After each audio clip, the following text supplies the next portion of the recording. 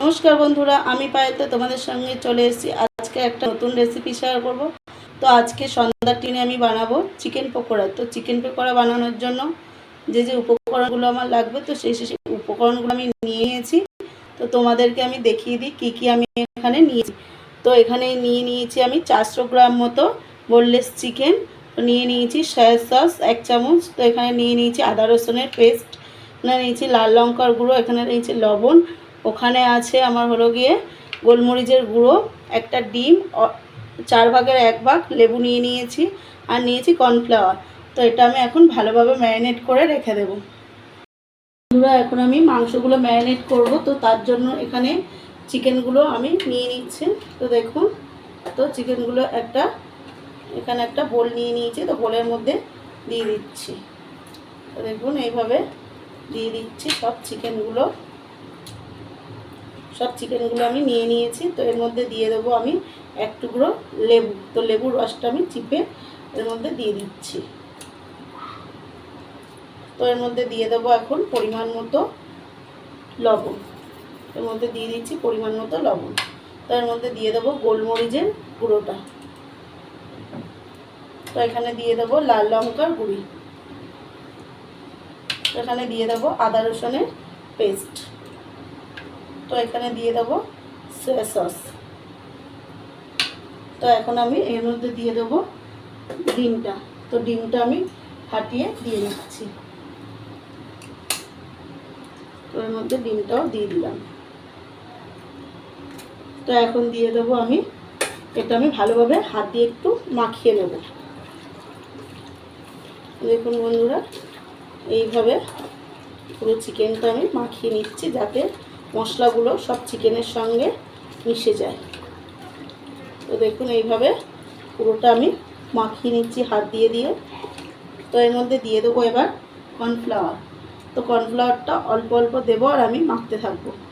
তো এখানে একসঙ্গে দিয়ে দেবো না। দেখুন, সন্ধ্যাবেলা যদি বা এরকম একটা টিফিন থাকে বন্ধুরা, চায়ের সঙ্গে খুব ভালো লাগে। তো তার জন্য আজকে আমি এই রেসিপিটি বানাচ্ছি। তো দিয়ে দেবো আরেকটু কর্নফ্লাওয়ার। তো একটু কর্নফ্লাওয়ারটা বেশি লাগবে। তো কর্নফ্লাওয়ারটা যত বেশি দেওয়া হবে, চিকেনের এই যে পকোড়াটা ক্রিস্পি হবে। তো এখানে আমি পরিমাণ মতো দিয়ে দিয়েছি। তো আর একটু দিয়ে দেবো আমি এখানে। তো এটা আমি এখন ভালো করে হাত দিয়ে মাখিয়ে রাখবো। দেখুন বন্ধুরা, এখানে আমার পুরোটাই মাখা হয়ে গেছে। তো আমি এখন 20 থেকে 25 মিনিট আমি এইভাবে রেখে দেব। এখানে আমি একটা কড়াই বসিয়ে দিয়েছি পকোড়া ভাজার জন্য। তো দিয়ে দেবো কিছুটা পরিমাণ এখানে সাদা তেল। তো দিয়ে দিচ্ছি আমি কিছুটা পরিমাণ এখানে সাদা তেল। তো তেলটা এখন এইদিকে গরম হয়ে যাক।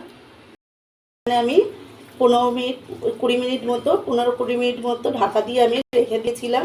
তো চিকেনটা আমি এখন ঢাকনা খুলে হাত দিয়ে একটু মেখে নিচ্ছি। দেখুন এইভাবে। তো এটা একদম রেডি হয়ে গেছে পকোড়া ভাজার জন্য।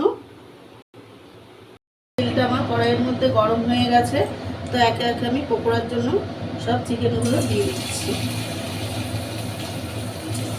এরকমভাবে সব চিকেনগুলো আমি দেখুন ফেলে দিচ্ছি। দেখুন বন্ধুরা, এইভাবে সব চিকেনগুলো আমি দিয়ে দিচ্ছি। অল্প অল্প করে আমি এখানে ভেজে নেব।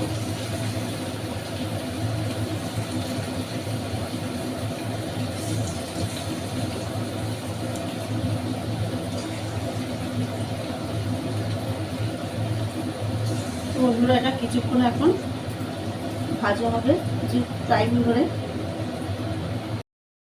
এখানে আমার চিকেন পকোড়াগুলো একটু ভাজা হয়ে গেছে। তো আমি আস্তেভাবে এইভাবে দিয়ে দিচ্ছি।